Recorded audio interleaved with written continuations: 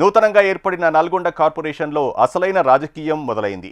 తొలి మేయర్ పీఠంపై కాంగ్రెస్ జెండా ఎగరడమే లక్ష్యంగా మంత్రి కోమటిరెడ్డి వెంకటరెడ్డి తన అమ్ముల పొదిలోని నమ్మిన బంటును రంగంలోకి దింపారు. తన రాజకీయ చాణక్యాన్ని మరోసారి ప్రదర్శిస్తూ మేయర్ అభ్యర్థిగా బుర్రి చైతన్య శ్రీనివాసరెడ్డి పేరును అధికారికంగా ప్రకటించారు. ఈ ప్రకటనతో నల్గొండ రాజకీయాల్లో ఒక సరికొత్త అధ్యాయం మొదలైంది.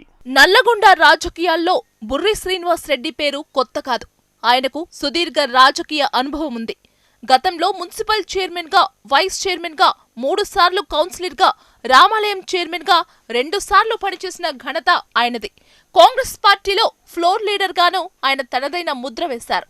కానీ జిల్లా కేంద్రంలో మంత్రి కోమటిరెడ్డికి ఎంతో మంది సన్నిహితులు ఉండగా మరి మేయర్ అభ్యర్థిగా బుర్రీకి ఎందుకు ఈ కీలక పదవి దక్కింది అనే ప్రశ్న రాజకీయ వర్గాల్లో చర్చనీయాంశంగా మారింది. దీని వెనుక మంత్రి కోమటిరెడ్డి లోతైన ఆలోచన ఉందని తెలుస్తోంది. బుర్రి శ్రీనివాసరెడ్డి కోమటిరెడ్డికి అత్యంత నమ్మకస్తుడు. కష్టకాలంలోనూ పార్టీని, నాయకుడిని వీడకుండా నిలబడిన వ్యక్తి. అంతేకాదు నల్లగొండ పట్టణంలో ఆయనకు సెకండ్ లైన్ లీడర్ గా మంచి పేరుంది. క్షేత్రస్థాయిలో బలమైన క్యాడర్ను కలుపుకొని పోయే సత్తా ఉంది. కార్పొరేషన్ పాలన అంటే కేవలం రాజకీయ అనుభవం మాత్రమే కాదు, పరిపాలన దక్షత కూడా అవసరం. ఆ 2 లక్షణాలు బుర్రిలో పుష్కలంగా ఉన్నాయని కోమటిరెడ్డి గుర్తించారని సమాచారం. అందుకే తన నమ్మకానికి, బుర్రి అనుభవానికి పట్టం కట్టాలని మంత్రి నిర్ణయించుకున్నారని కాంగ్రెస్ వర్గాలు చెబుతున్నాయి. సాధారణంగా నల్లగొండలో కోమటిరెడ్డి, గుత్తా వర్గాల మధ్య వైరం గురించి ప్రత్యేకంగా చెప్పనక్కర్లేదు. కానీ ఈసారి మేయర్ పీఠం కోసం ఇరు వర్గాలు ఒక్కటవ్వడం విశేషం.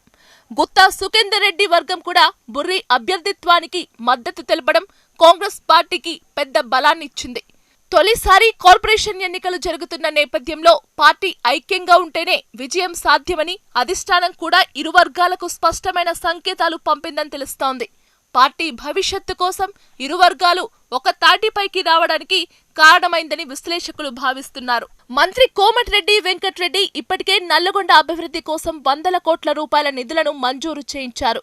గత బీఆర్ఎస్ హయాంలో జరిగిన డెవలప్మెంట్ ను కొనసాగిస్తూ నల్లగొండను మహానగరంగా తీర్చిదిద్దడానికి ప్రణాళికలు సిద్ధం చేస్తున్నారు. అభివృద్ధి విషయం తాను చూసుకుంటాను, పాలనను బుర్రి చూసుకుంటారు అనే సంకేతాన్ని ప్రజల్లోకి పంపడంలో కాంగ్రెస్ విజయవంతమైంది. 48 వార్డులకు గాను ఇప్పటికే 45 వార్డుల్లో అభ్యర్థులను ప్రకటించి ముందుగానే ఎన్నికల హీట్ను పెంచింది కాంగ్రెస్.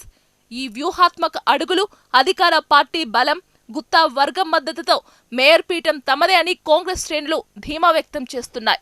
బుర్రి శ్రీనివాసరెడ్డి గెలుపు నల్లేరు మీద నడకే అని వారు బలంగా నమ్ముతున్నారు. కాంగ్రెస్ దూకుడుతో ప్రతిపక్షాలైన బీఆర్ఎస్, బీజేపీలో కొంత డైలమా కనిపిస్తోంది. బీజేపీలో నాయకుల మధ్య అంతర్గత విభేదాలు, సమన్వయ లోపం స్పష్టంగా కనిపిస్తోందని జిల్లా వర్గాల్లో చర్చ జరుగుతోంది. ఇది కాంగ్రెస్ కు మరింత కలిసి వచ్చే అంశంగా మారింది. ఇక బీఆర్ఎస్ కూడా ఎలాగైనా తొలి మేయర్ పీఠాన్ని దక్కించుకోవడానికి ప్రయత్నిస్తోంది. 2018 నుంచి 2023 వరకు నల్లగొండ పట్టణంలో జరిగిన అభివృద్ధిని రోడ్ల విస్తరణ ఎన్నికల అస్త్రంగా వాడుకోవాలని గులాబీ దళం చూస్తోంది. జనం బలం, ధనం బలం ఉన్న అభ్యర్థులను బరిలోకి దింపాలని చూస్తోంది. అయితే కాంగ్రెస్ బలమైన క్యాడర్, అధికార పార్టీ హోదా ముందు వారి ప్రయత్నాలు అంతగా ఫలించేలా కనిపించడం లేదు. పైగా ఇతర పార్టీల నాయకులు కూడా కాంగ్రెస్ వైపు చూసే అవకాశముందని ప్రచారం జరుగుతోంది.